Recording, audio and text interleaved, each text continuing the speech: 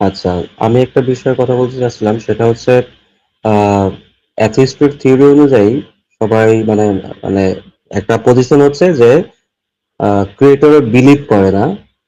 মানে কারণ হচ্ছে ক্রিয়েটরের পক্ষে কোনো ধরনের সেরকম শক্তপোক্ত কোনো প্রমাণ নেই। তো সেই শক্তপোক্ত ক্ষেত্রে না ভাই, শক্তপোক্ত না ভাই, ন্যূনতম কোনো প্রমাণ নাই, ন্যূনতম কোনো অবজেক্টিভ প্রমাণ নাই। আচ্ছা, ঠিক আছে, থ্যাংক ইউ কারেকশন ন্যূনতম করার জন্য। ন্যূনতম কি কোনো অবজেক্টিভ প্রমাণ আছে সেটা আপনি কি মানছেন, নাকি আপনি মনে করেন যে ন্যূনতম প্রমাণ আছে? না, আমি আমার কথা কারেকশন করে নিলাম। আচ্ছা, ঠিক আছে, বলেন। আচ্ছা, তো সেই ক্ষেত্রে আহ, এই ইউনিভার্সের যে ক্রিয়েশনটা হয়েছে, তাহলে আমরা কি এটা বলতে পারি যে wait universe? Wait wait wait wait wait wait ইউনিভার্সের ক্রিয়েশন হয়েছে এটা আপনি কোথায় পেলেন? যাই হোক, এখন আছে তো, একটা অস্তিত্ব যাই আছে। যাই বিগ যাই ব্যাং হোক, থেকে এই যে আসলে। এই ধরনের কথাবার্তা আমরা আমাদের লাইভে বলতে দেই না, হ্যাঁ? যে যাই হোক, হ্যাঁ? আপনাকে আমি জিজ্ঞেস করলাম যে ইউনিভার্সের যে ক্রিয়েশন হয়েছে এইটা আপনি কোথায় পেলেন? এইটা আপনি আমাকে এক্সপ্লেইন করেন। আপনি বললেন যাই হোক। এই যাই হোকের মানে কি আমি তো বুঝলাম না ভাই। আপনি যদি বলতেন আচ্ছা, যে ইউনিভার্সের ইউনিভার্স। অস্তিত্বের ব্যাখ্যা, এইটা একটা জিনিস। আর ইউনিভার্স ক্রিয়েশন হয়েছে। আপনি বলেছেন ইউনিভার্স ক্রিয়েশন হয়েছে। তাহলে তো আপনাকে এই শব্দটা, এই সেন্টেন্সটা আমাকে বুঝায় দিতে হবে এটা দ্বারা আপনি কি বোঝাচ্ছেন। তাহলে আপনি আমাদেরকে একটু বুঝায় বলেন যে ক্রিয়েশন শব্দটার মানে কি?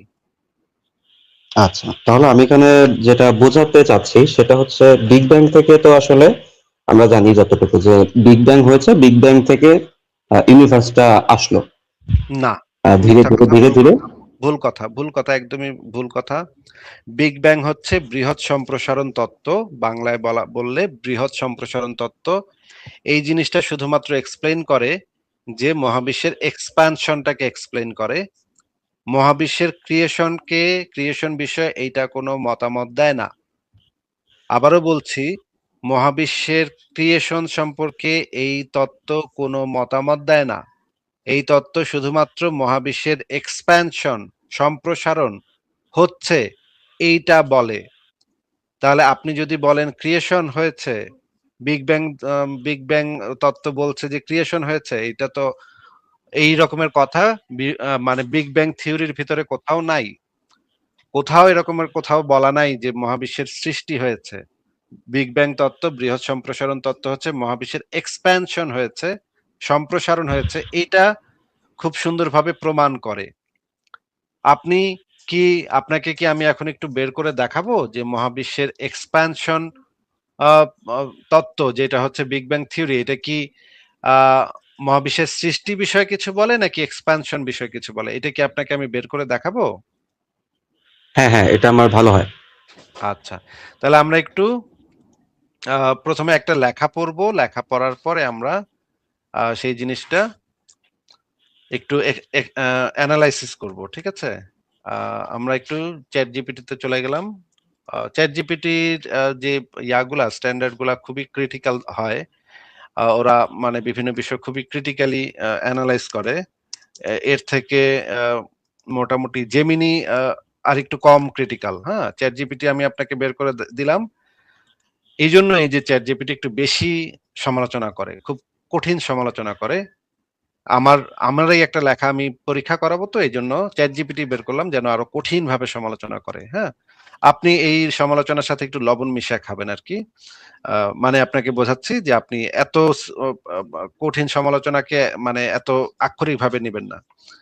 আমি তাকে প্রথমে বলি, এই প্রবন্ধটি গভীরভাবে বিশ্লেষণ করো এবং প্রবন্ধটির যুক্তি ও বৈজ্ঞানিক সত্যতা যাচাই করো। আমি আমার একটা লেখা, সেই লেখাটার নাম হচ্ছে কালাম কসমোলজিক্যাল আর্গুমেন্টের ব্যবচ্ছেদ। এই লেখাটা দিলাম এবং আমি ইন্টেলিজেন্স লেভেল হাই করে দিলাম। আপনি দেখতে পাচ্ছেন আমি ইন্টেলিজেন্স লেভেল হাই করে দিছি, তাই না? জি ভাই। আচ্ছা, তাহলে আমি এটা এখন দিই, দেখি সে কি বলে। আশা করি সে সরাসরি লেখাটা পড়তে পারবে। আচ্ছা, সে বলতেছে সে পড়বে, পরে আমাকে উত্তর দিবে। আমি যে লেখাটা মানে পড়তে বলেছি সেই লেখাটা হচ্ছে কালাম কসমোলজিক্যাল আর্গুমেন্টের ব্যবচ্ছেদ। এই লেখাটা আমি তাকে পড়তে বলেছি। সেই লেখাটা আগে পড়ুক, তারপরে ওই প্রশ্নটা করব যে এই বিগ ব্যাং তত্ত্ব কি মহাবিশ্বের সৃষ্টি সম্পর্কিত তত্ত্ব নাকি সম্প্রসারণ, মহাবিশ্বের সৃষ্টি সম্পর্কে কোনো তথ্য দেয় কিনা সেটা একটু পরে জিজ্ঞেস করব। সেকেন্ড কোশ্চেন হবে। আগে ফার্স্ট কোশ্চেনের অ্যান্সারটা একটু দেখে নিই কি বলতেছে সে।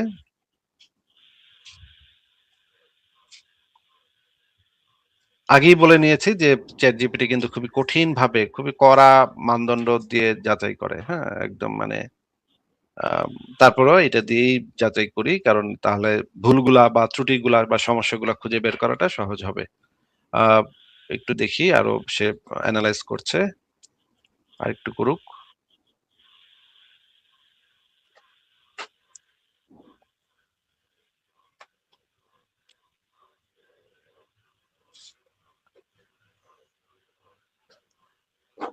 ও, সারা দুনিয়া সার্চ করতেছে দুনিয়া। আচ্ছা, প্রাথমিকভাবে দেখছি প্রবন্ধটির মূল কাঠামো শক্তিশালী। প্রসারণ শুরু অস্তিত্বের ইজ নট ইকুয়াল টু অস্তিত্বের পরম শুরু, এবং কারণ থাকলেও ঈশ্বর প্রমাণিত নয়।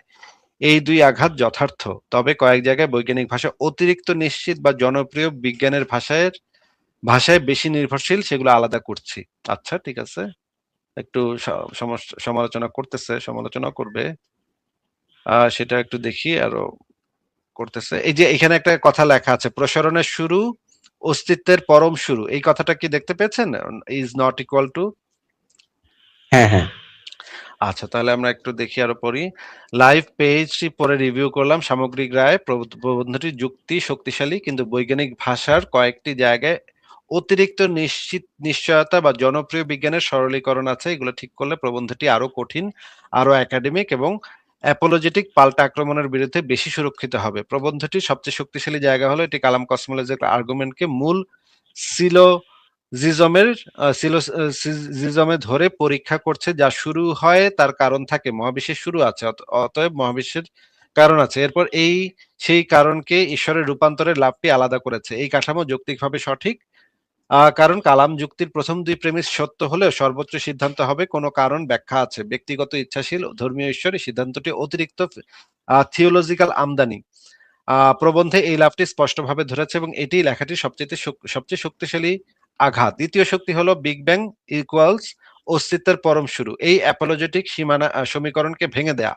বর্তমান কসমোলজিতে বিগ ব্যাং মূলত অত্যন্ত ঘন উষ্ণ অবস্থা থেকে পর্যবেক্ষণযোগ্য মহাবিশ্বের প্রসারণ ইতিহাস। এটি সরাসরি অস্তিত্বহীনতা থেকে অস্তিত্বে আসা প্রমাণ করে না। এই কথাটা দেখা যাচ্ছে ভাই? হ্যাঁ, হ্যাঁ। দেখছেন, আমি যেটা জিজ্ঞেস করতাম সেকেন্ড কোশ্চেন, সে কিন্তু উত্তর দিয়ে ফেলছে। কি বলতেছে, কি বলতেছে ভাই? এই যে জেমিনি, এই যে চ্যাট জিপিটি কি বলতেছে? অস্তিত্বহীনতা থেকে অস্তিত্বে আসা প্রমাণ করে না। আচ্ছা, মানে মানে সৃষ্টি আগেই প্রমাণ অস্তিত্ব করে না, ছিল। সৃষ্টি প্রমাণ করে না, সম্প্রসারণ তত্ত্ব, এটা হচ্ছে সম্প্রসারণ তত্ত্ব। এটা শুরু বা এখান থেকে শুরু হয়েছে এরকম কোনো কিছুই বিগ ব্যাং তত্ত্ব বলে না। আচ্ছা, নাসার বর্ণনাতে প্রায় 13.8 বিলিয়ন বছর আগে ঘন ও উত্তপ্ত প্রাথমিক অবস্থার দ্রুত সম্প্রসারণ বলা হচ্ছে, কিন্তু সেই ইনিশিয়াল র্যাপিড এক্সপানশন কি ট্রিগার করেছিল তা আমরা জানি না, বলা হয়েছে। প্ল্যাঙ্ক 2018 ফলাফলেও এই মডেল সিএমবি ডেটার সাথে ভালোভাবে মেলে, কিন্তু সেটি সৃষ্টির পরম কারণ দেয় না। সুতরাং প্রবন্ধের প্রসারণের শুরু বনাম অস্তিত্বের শুরু পার্থক্যটি বৈজ্ঞানিকভাবে যথার্থ। ভাই, ঠিক আছে কথাটা? আচ্ছা, আচ্ছা। হ্যাঁ, ঠিক আছে, ঠিক আছে। আচ্ছা, প্রসারণের শুরু ইজ নট ইকুয়াল টু অস্তিত্বের শুরু, মানে প্রসারণটা হইছে, বিগ ব্যাং তত্ত্ব প্রসারণের কথা বলে, কিন্তু অস্তিত্বের সূচনা বা অস্তিত্বের শুরু এরকম কোনো কিছু বিগ ব্যাং তত্ত্ব বলে না। এটা হচ্ছে ধার্মিকদের মিথ্যাচার বা বাটপারি। তারা ওই বিগ ব্যাং তত্ত্বকে ব্যবহার করে বলে যে মহাবিশ্বের মানে সৃষ্টি হয়েছে বিগ ব্যাং এর মাধ্যমে। এই জিনিসটা না, আস্তিকরা বা ধার্মিকরা বাটপারি করে বলে। বৈজ্ঞানিক ভাবে এটা একেবারে ভুল কথা। এটা কি বোঝা যাচ্ছে কিনা? হ্যাঁ, হ্যাঁ, হ্যাঁ, মানে আমিও আমি আসলে এই বিষয়টার ভেতরে পাকায় গেছিলাম যে আমি জানতাম যে আসলে ওইখান থেকেই আসলে সৃষ্টি হলো। হ্যাঁ, বিগ ব্যাং থেকে আসলে সৃষ্টি হলো। আমি এটাই জানতাম আরকি। না, এটাই, হ্যাঁ, এটাই তো মানে মুমিনরা যেই বাটপারিটা করে। মানে জাদু দেখাবে, আপনাকে হাত সাফাই করবে আরকি। ও কথা বলতে, বলতে এমনভাবে বলবে, আপনি তো টের পাইবেন না যে কোন দিক দিয়ে তারা হাত সাফাইটা করে দিছে, সেটা টের পাইবেন না। এই যে দেখেন, বিগ ব্যাং মূলত অত্যন্ত ঘন উষ্ণ অবস্থা থেকে পর্যবেক্ষণযোগ্য মহাবিশ্বের প্রসারণ ইতিহাস। মানে হচ্ছে ওই যে উষ্ণ ঘন যে ইয়াটা ছিল সেটার থেকে এই এক্সপ্যানশন হয়ে আজকের মহাবিশ্ব হইছে। এইটাকে ব্যাখ্যা করে। কিন্তু ওই উষ্ণ ঘন প্রাথমিক অবস্থাটা কিভাবে হইছে সেই সম্পর্কে কোনো ধারণা বিগ ব্যাং তত্ত্ব দেয় না।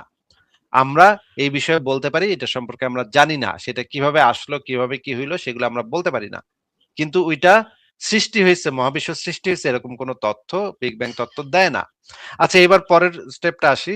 তবে কোয়ান্টাম অকারণতা অংশটি শক্তিশালী হলেও ভাষাগতভাবে আরো সতর্ক হওয়া দরকার। প্রবন্ধে বলা হয়েছে অনিশ্চয়তা নীতির কারণে ভ্যাকুয়াম থেকে শক্তি ভার্চুয়াল পার্টিকেল স্বতঃস্ফূর্তভাবে উৎপন্ন হতে পারে এবং এর জন্য ধ্রুপদী কারণ লাগে না। মূল বক্তব্য, ধ্রুপদী কার্যকারণকে মহাবিশ্বের সূচনা লগ্নে সরাসরি প্রয়োগ করা নিরাপদ নয়, সঠিক, কিন্তু ভার্চুয়াল পার্টিকেল নিয়ে জনপ্রিয় ভাষা বিপজ্জনক। এগুলো সাধারণ অর্থে বাস্তব কণা নয়, কোয়ান্টাম ফিল্ডের ডিস্টারবেন্স বা গণনা ডিস্টারবেন্স বা গণনাগত কাঠামো হিসেবে বোঝা বেশি সঠিক। তাই কণা অকারণে সৃষ্টি হয় না বলে বলা ভালো। কোয়ান্টাম ঘটনাগুলোর ডিটারমিনিস্টিক ক্লাসিক্যাল কজেশনকে দুর্বল করে, কিন্তু সেগুলো আইনহীন বা মেটাফিজিক্যাল নাথিং থেকে আসা নয়। এখানে ChatGPT আমাকে কারেকশন করে দিচ্ছে, বলছে এটা জনপ্রিয় বিজ্ঞানের ভাষা, কিন্তু এত জনপ্রিয় বিজ্ঞানের ভাষায় আসলে না বইলা এইভাবে বললে আরো ভালো হয়। ঠিক আছে, তার কথা মেনে নিতেছি। তাপগতিবিদ্যার প্রথম সূত্র ব্যবহার করা অংশটি তুলনামূলকভাবে দুর্বল। প্রবন্ধে শক্তি নিত্যতা দিয়ে শূন্য থেকে সৃষ্টি সমস্যাকে আঘাত করা হয়েছে। সাধারণ পাঠকের জন্য এটি কার্যকর, কিন্তু কসমোলজির দৃষ্টিতে ঝুঁকিপূর্ণ। ফার্স্ট ল সাধারণত স্পেস টাইমের ভেতরের প্রক্রিয়া এবং ক্লোজ সিস্টেমের ক্ষেত্রে প্রযোজ্য, পুরো মহাবিশ্বের। আচ্ছা, আমার মনে হচ্ছে যে তারা আমার প্রবন্ধটা ঠিকভাবে পড়ে নাই। আমি আহ আরেকবার একটু জিজ্ঞেস করি।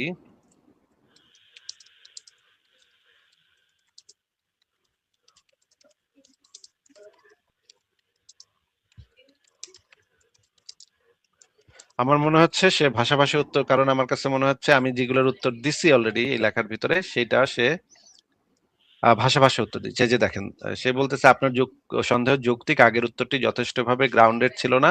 আমি লাইভ পেজ থেকে লাইন ধরে উদ্ধৃতি যাচাই দেখাইনি, তাই সেটা গভীর রিভিউ হিসেবে গ্রহণযোগ্য নয়। এখন আমি আসল পেজ খুলে নির্দিষ্ট দাবিগুলো ধরে পুনরায় যাচাই করছি। দেখেন, আমি ঠিকই বুঝছিলাম যে সে ঠিকভাবে পড়ে নাই আমার লেখাটা, না পইড়া সে ভাষাভাষী উত্তর দিছে। মানে আইডিয়া পড়ছে, আইডিয়া পইড়া উত্তর দিয়ে ফেলছে। কারণ এই যেই মানে সমালোচনাগুলো করছে সেগুলা সঠিক না। আচ্ছা, দেখি এখন কি বলে।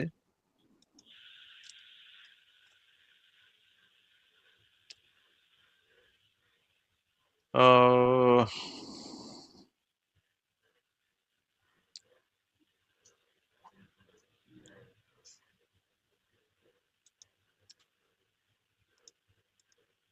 আচ্ছা, লাল সাল, আপনি কি আছেন? হ্যাঁ ভাই, আমি আছি, আছি। আচ্ছা, আমরা এই যে এই দেখেন। বিষয়টা শেষ করে আমি আরেকটা বিষয় আরকি পরে বলবো। এটা শেষ আচ্ছা, করি আগে। আচ্ছা। না, আগের উত্তরটি যথেষ্টভাবে গভীরভাবে পড়া উত্তর ছিল না। সেটি আংশিকভাবে ঠিক দিক ধরেছিল, কিন্তু আপনার চাওয়া অনুযায়ী প্রবন্ধটি গভীরভাবে বিশ্লেষণ করার মতো গ্রাউন্ডেড ছিল না। বিশেষ করে আমি তখন প্রবন্ধের নির্দিষ্ট লাইন দাবি ধরে দেখাইনি কোন দাবি ঠিক, কোন দাবি অতিরিক্ত। আমি পেজ খুলে পড়েছি এই প্রবন্ধে এটা বলা হয়েছে। লাইভ পেজে দেখেছি সংশোধিত সংক্ষিপ্ত রায়, প্রবন্ধটির মূল দার্শনিক আক্রমণ শক্তিশালী, কিন্তু বিজ্ঞান ভিত্তিক অংশে কয়েক জায়গায় ভাষা বেশি অ্যাসার্টিভ। যেমন প্রবন্ধে কোয়ান্টাম ভ্যাকুয়াম থেকে ভার্চুয়াল কণা বা শক্তির স্বতঃস্ফূর্ত উৎপত্তির কথা বলা হয়েছে এবং ভিলেনকিনের creation of universe from nothing model ব্যবহার করা হয়েছে। এখানে মূল পয়েন্টটি ঠিক, ধ্রুপদী কার্যকারণকে মহাবিশ্বের আদি অবস্থায় সরাসরি বসানো দুর্বল, কিন্তু নাথিং শব্দটি ধর্মতাত্ত্বিক, অ্যাবসুলুট নাথিং নয়। প্রবন্ধ নিজেও পরে সেটা, আমি কিন্তু এই জিনিসটা বলে দিচ্ছি, হ্যাঁ।